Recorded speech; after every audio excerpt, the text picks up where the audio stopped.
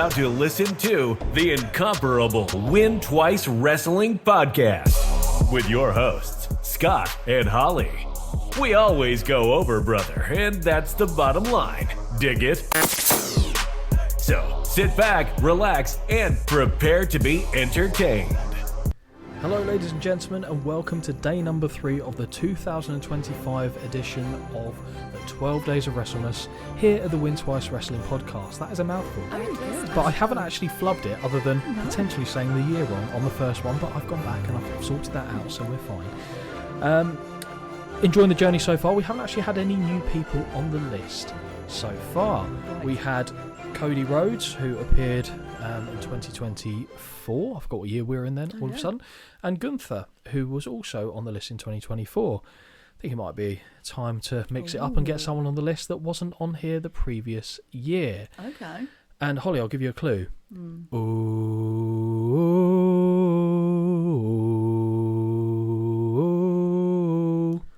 Really? Seth frickin' Rollins. Interesting. Yes.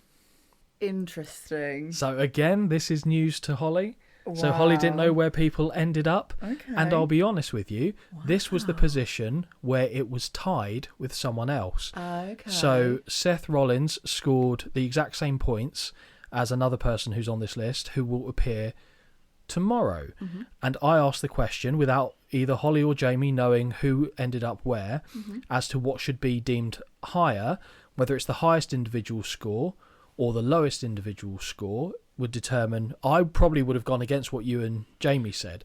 I would have said the lowest score puts that person down at the bottom. I'll be honest, I just...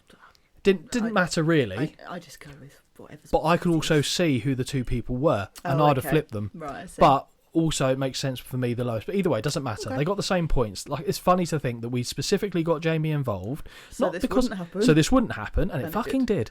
So Seth Rollins, yes. He had a good start to the year. Yep.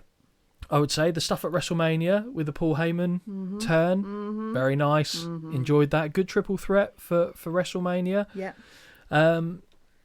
He's always, when he's not injured, that is, he is always a persistent, high-level performer. Very. His promos, for the most part, are good. He does border on irritating me sometimes, but not for good reasons. Oh, okay. It's just the laughing stuff like that. It's like, stop, be pretty. Right. You're here to be pretty. Let your wife be butch, okay? It's fine. Right, okay.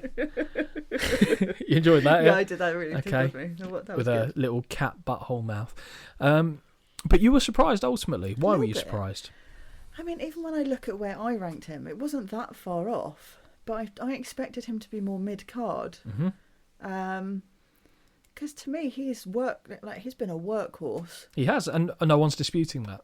And I don't know, like, just a bit of part of me thought maybe he'd be up. I genuinely did think, not because that's where I put him, but I genuinely thought he'd be more aligned with, like, I think I had him on, let me scroll to I can tell you how many points you got. 5. You I did. would have given him.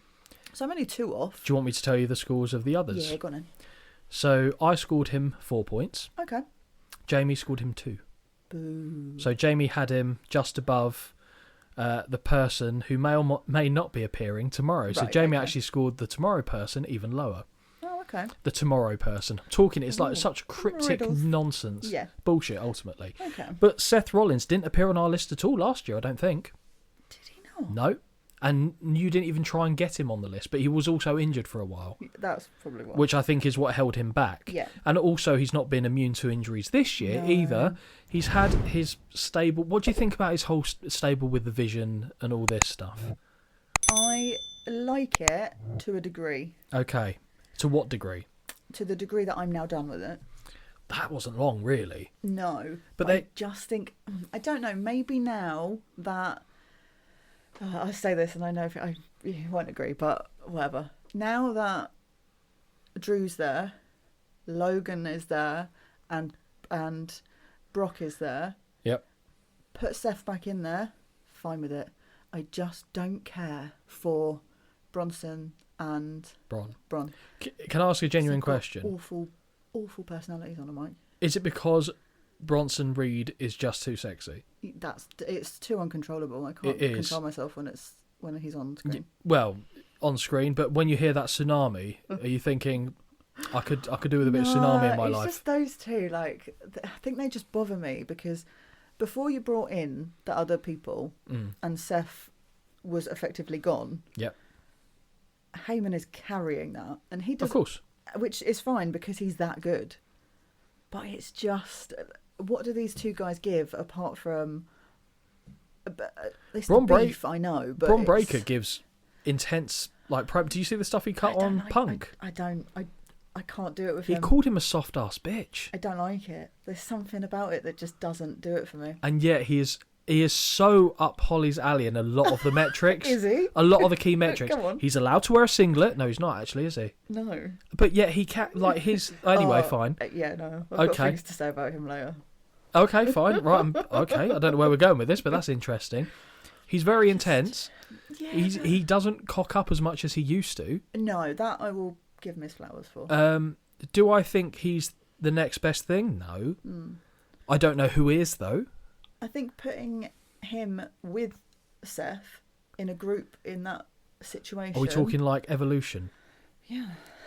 I'll tell you what, they could have done something there. Mm-hmm. Have Heyman be the mouthpiece, of course. I mean, Seth doesn't need a mouthpiece for the most part. So Seth is going to be the Triple H in this. Yeah. Okay.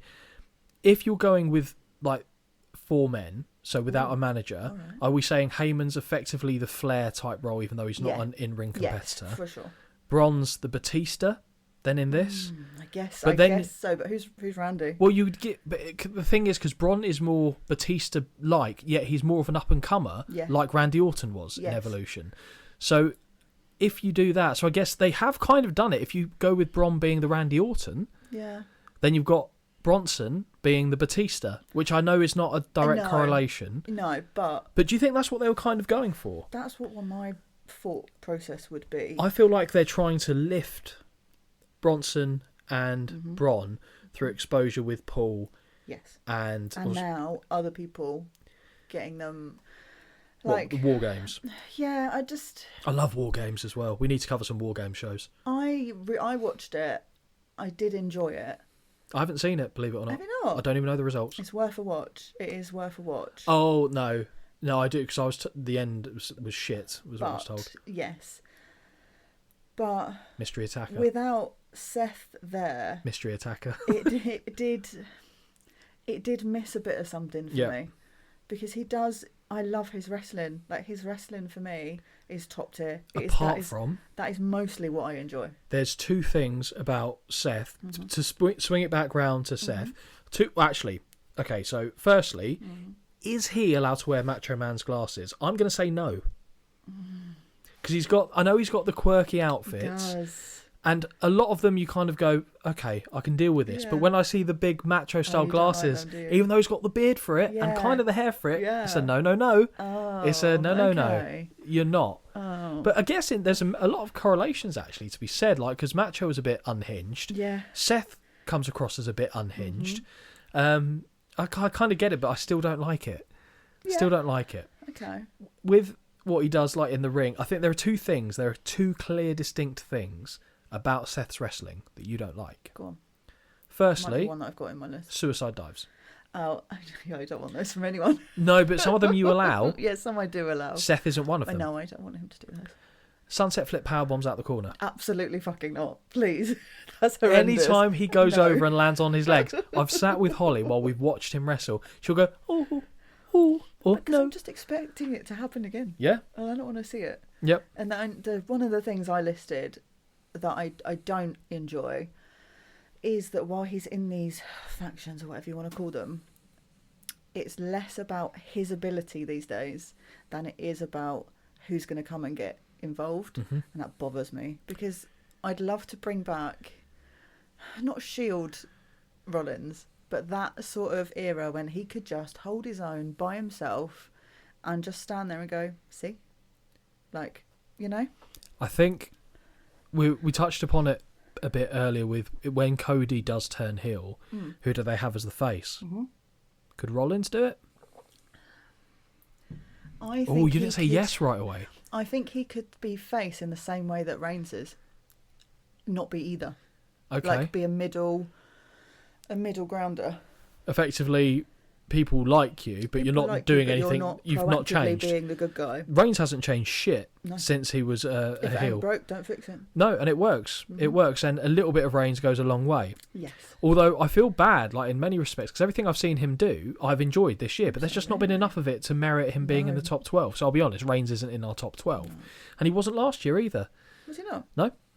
Oh, was he out for a lot of... Again, he was doing the same thing. It was the bit time performer, like we, and that's fine. You know, you've earned the right. Because let's be fair, I would say that if you go back to the Shield days, out of the three of them, I would say Reigns' matches I've more consistently enjoyed than any of them. Dean Ambrose, John Moxley, whatever you want to call him, I never got it. Okay. Never got it. Rollins, I've always been a fan of, going back to his Ring of Honor days as Tyler Black. Very good matches, but Reigns had more to them, more dimensions, bit more substance. Even though what Seth can do in the ring is flashy, and he's come a cropper as a result of it a few times, there's something more impactful about Reigns' matches. And I don't know whether that's presentation or the way it's kind of constructed, but it lands differently. Yeah. Big time Seth matches, if like someone like Reigns isn't involved in it, don't feel as big. Okay. Whereas when Reigns is there, it feels bigger. I totally understand what you're saying. And I'm not even saying Seth doesn't have the it factor, because he does. I just don't think he has as much of it. Yeah. I get what you're saying. I think had he had a clear run at the year, he probably would have been, I would have said, mid-table in our rankings. I think comfortably mid-table. Yeah, that's where I would have assumed he would have been. But not according to myself and the great man Jamie. He'll love that, by the way.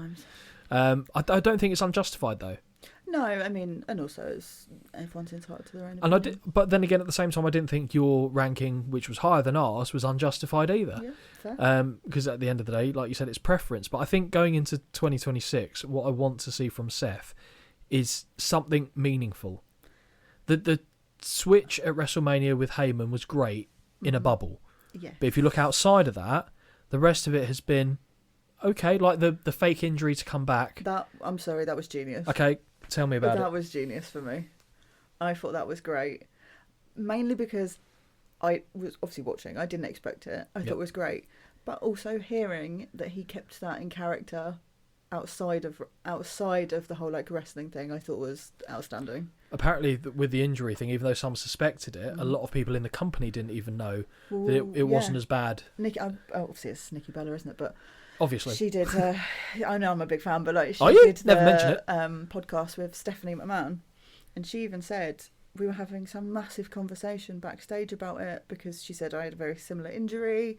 I was telling him all this stuff and blah blah blah. She goes, next thing I know, I'm watching him on the TV screen drop his crutches, and I felt like an absolute idiot. And I was like, that's brilliant. That is brilliant work. Yeah, Genius. I mean, you must feel like a prick at the same time, though. But fine. I don't know. I think he's so good at what he does. But for next year, I would like to see him come back, look at this group that's now been put together and go, no, this isn't for me anymore. And go a bit more, not lone wolf, but... Fucking any reference you can get to him. Also, not in our top 12. But you know what I mean? Like, I just want to see him do his thing. I don't want to see any more mixed tag rubbish with his wife and Becky Lynch. even Punk and AJ Lee. I don't want it. No, agreed. It was shit. I don't want it. Yep. No, agreed. So, very rarely do I see a mixed tag match and go, yeah, that was good. Yeah. The closest one I actually enjoyed was at Mania, where, was it Ronda and Kurt against Triple H and Stephanie? Yeah. And when Ronda went in, started throwing Triple H around, I was like, that was fucking good. That was funny, yeah. That was good. So that rarely lands for me. But I think Seth needs to do something significant next year. Mm-hmm. And I agree with you, not necessarily as part of a group. No. But you know, if we're going to be really out there on random guesses, have this whole like your side against my side thing. Roman's in the other side, Seth's in this side, and then Seth just has a little cheeky thought and goes, "Oh fuck it, let's go back to Roman's side." That would be nice. Oh, I don't know. I think he needs to do, to quote you, the lone wolf side. I think he needs to. There's something as well. We're talking about, you know, breaking out the group and what they could do. they could. There's nothing stopping them doing it, but I think they've probably missed the boat now, to be fair, is giving someone like Bron a Goldberg-type streak where he is just fucking destroying everything that's put in front of him, and have him be the one to start taking apart groups, because I feel like you could get him to the point of being believable, of being unbeatable, because he's so young, so quick, so powerful, athletic. He's got everything you need, but that would kind of potentially turn him face. And if you need Rollins away from all of it, to be honest, but I don't know how they do that smoothly. So it'd be interesting to see. I will go as far as saying I expect Seth to be on the list next year, and I expect him to be higher on the list as well. Yep, me too. Okay, so it'd be interesting to see. We have to try and... do you know, I should have actually gone back and listened again. I listened to them last year, but that doesn't help me now because I don't remember the finer details. But yeah, so coming in at wrestler number 10? Yes, 10. Yes. Oh, so he's top 10. He broke into the top 10. Good for you. Well done, Seth. Something to put on your CV. Well done. Yeah, you've done well, lad. Yeah. Enjoy your Christmas. And hopefully everyone else has enjoyed day number 3 and will join us tomorrow for day 4. Bye. Until next time, this has been a Win Twice Wrestling production. Peace out.